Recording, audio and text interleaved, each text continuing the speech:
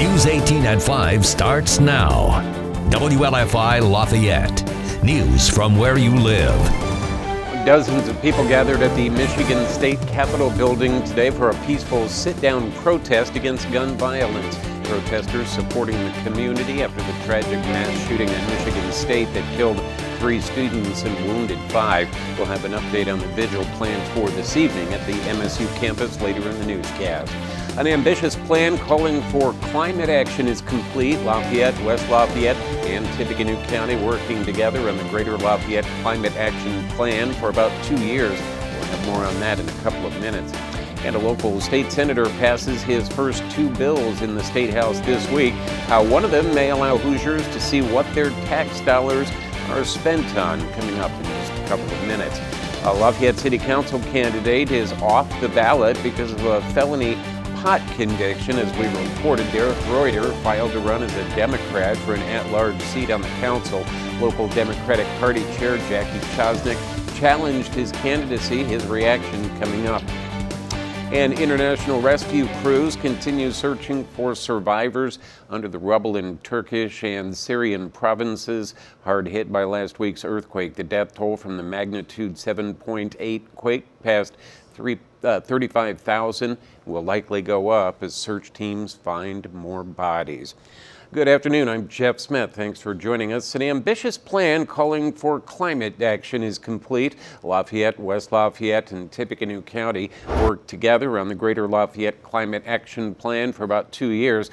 It focuses on 4 areas: energy, transportation, agriculture, forestry, and waste. The plan also includes a greenhouse gas inventory. Researchers found industrial businesses and public and private transportation were responsible for the most emissions in Greater Lafayette.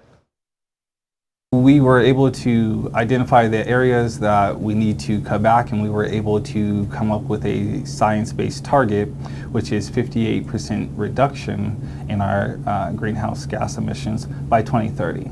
Officials used surveys, focus groups, and roundtables to identify the community's biggest climate action goals. The transition from fossil fuels to renewable energy is among the largest priorities.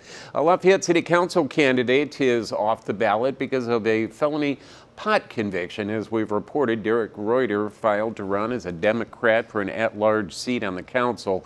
Local Democratic Party Chair Jackie Chosnick challenged his candidacy. She pointed to a 2005 felony conviction in Allen County for possession of marijuana. Reuter called the challenge electioneering. He said Chosnick should have let him know about the issue before the filing deadline, but Chosnick says she was made aware of the issue about an hour before that deadline to object.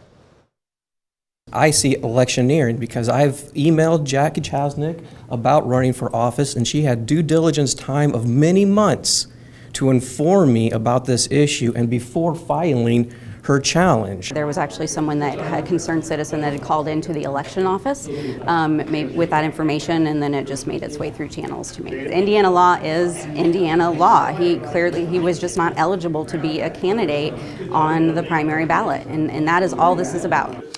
The Tippecanoe County Board of Elections voted unanimously today to object to Reuter's candidacy. Reuter says he's in the process of expunging the conviction and plans to run as an independent. As he left the room, he told Chosnick, "You've made an enemy."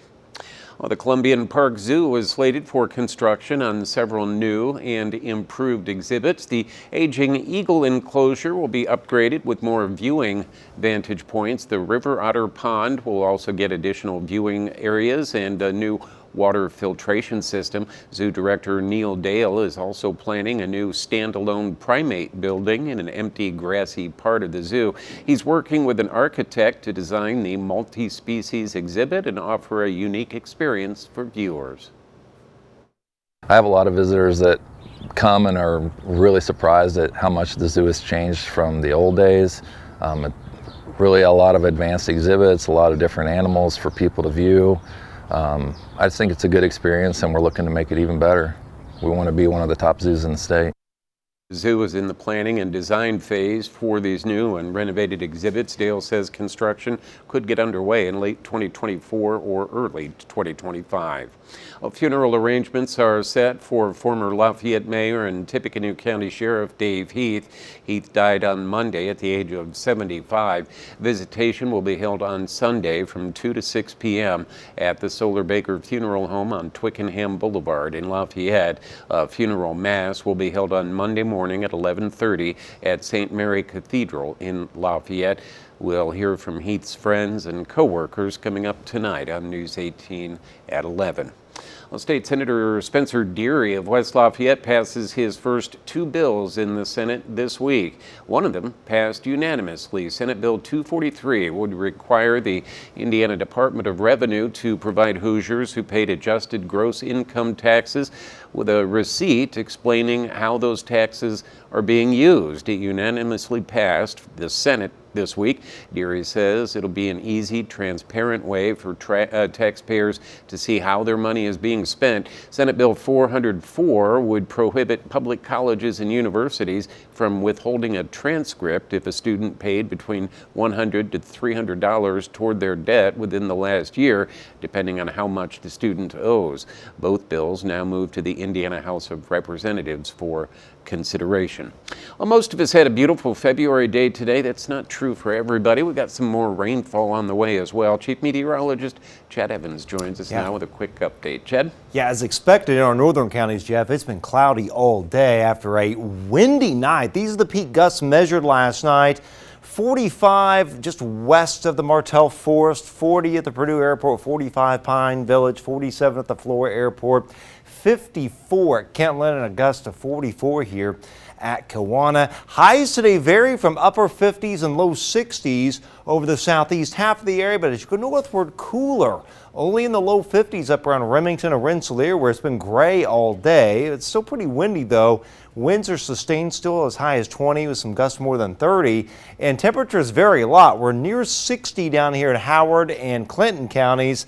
But as you go northward, it's colder. We're in the mid 40s right now at Kentland and Remington. And that's where that bank of low clouds is hanging on. But everybody turns cloudy with time tonight. And our next storm system is here. As it moves in this general direction, it keeps the warmth and the severe weather down here. But for us, it brings some rain, but not this evening. Increasing clouds from the southwest, 40 by 11 o'clock, and then overnight we become cloudy, showers, even a little thunder late. It becomes breezy to windy, and temperatures steady around 40.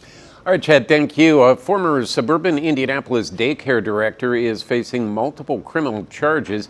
She's accused of giving melatonin gummies to children without their parents' consent to get them to sleep. 52-year-old Tanya Rachelle Voris of Fortville is facing 11 counts of neglect of a dependent, 6 counts of reckless supervision by a child care provider. Court records say Voris formerly operated the Kids Life Child Care Ministry at New Life Church in Cumberland. Pastor David Falk told the Cumberland police that he learned Voris and another employee gave 17 children ages 1 to 4 melatonin gummies without their parents' consent from mid-December through the end of January. Several parents told police that their kids had problems, including trouble sleeping and developing a rash. Jail records show that Voris was booked into the Hancock County Jail on Monday and then released on bond. Well, Purdue's Elliott Hall of Music is welcoming 3 more Broadway productions this spring as part of their Purdue Convocations program. The shows include Cats, Riverdance, and Jesus Christ Superstar, all taking place within the next 3 months. Cats is a classic musical about a tribe of cats gathering for their annual ball to rejoice. The tour's revised staging is said to be new, aimed for as a younger generation. Riverdance is a celebration of Irish international dance with a Grammy award-winning score, and Jesus Christ Superstar is a 70s rock musical telling the story of the final weeks of Christ's life through the eyes of Judas. Senior Associate Director of Purdue Convocations, Mike Armentrout, says he wants this to help people unwind. A chance for a student to just enjoy themselves and have kind of like a moment of respite from the day-to-day studies, or for myself, or for those people in the community, day-to-day life, work, family, just the trials and tribulations of day-to-day life, right? Cats opens this Saturday, February 19th. You can go to WLFI.com to find a link to buy tickets to any of these upcoming Broadway shows. And Purdue University is renaming its undergraduate business program following the largest cash donation in its history. The White Family Foundation recently donated $50 million toward the recently renamed Daniels School of Business. The undergraduate institute within the School of Business will be named after late trustee and hospitality magnate Bruce White. The graduate program within the School of Business will retain the Cranor name. The renaming was approved today by the Board of Trustees Executive Committee. We'll be back right after this quick break.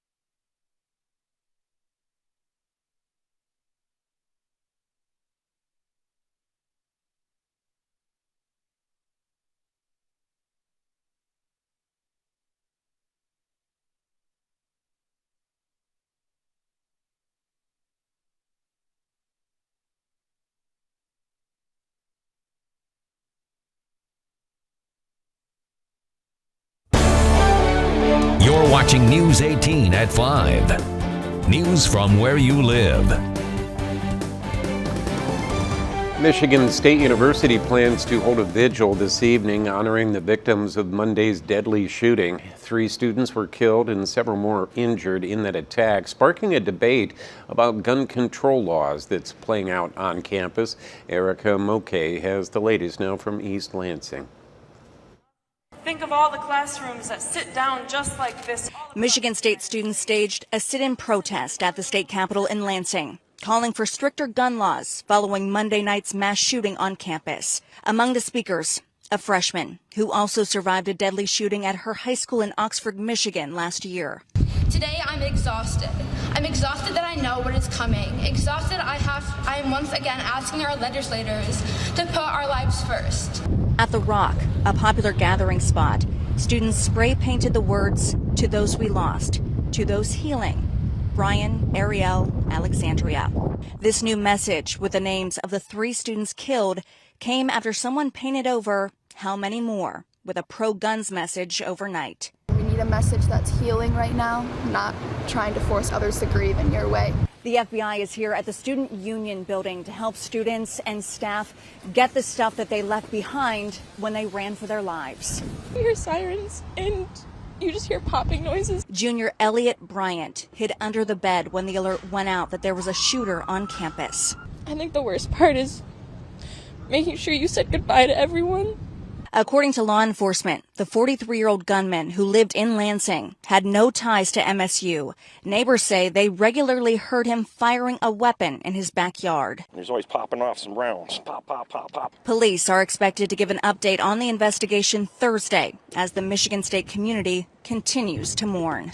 Erica Moke, CBS News, East Lansing, Michigan. The 5 injured students remain in the hospital today in critical condition. And now, your Storm Team 18 forecast. Weather from where you live.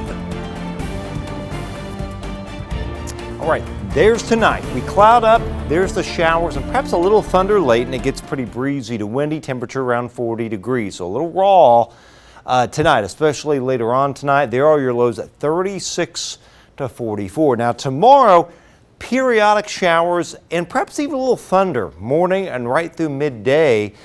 And then eventually we're going to start to see a little wintry mix creep in. These showers will change a wintry mix in our northwest counties, and that line will be working southeastward with time. Now in the morning it's breezy to windy.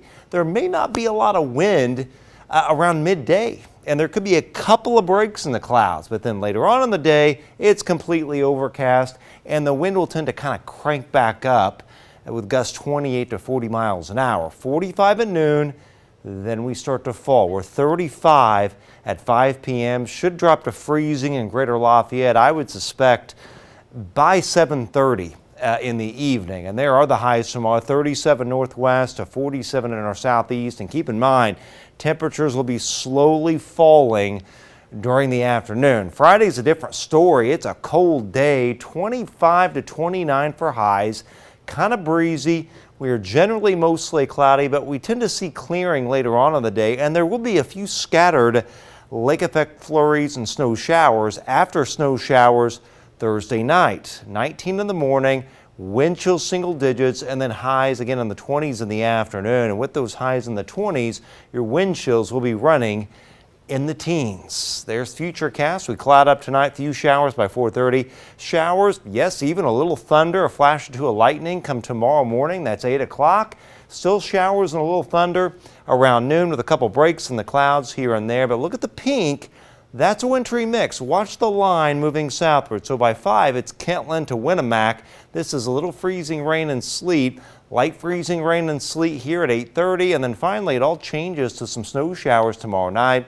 And then eventually some lake effect flurries and snow showers overnight and into Friday. There could be some localized dustings, the grass whitened a little bit. Best chance of perhaps a half an inch or an inch would be in our northwestern counties. And watch for a few slick spots here and there, given a little bit of ice and snow. With the rain that we've had so far and the rain we're going to get, it's going to add up to about 4/10 to 3/4 of an inch of rainfall. So we get this burst of much colder air that comes in, but look at this, by the weekend, here we go, we warm right back up. You're going to see that in the 7-day right here, 28, 47, 56. Great weekend ahead, but windy. Then it gets a little cooler, pretty wet next week. Warmer Thursday, turns colder by Friday.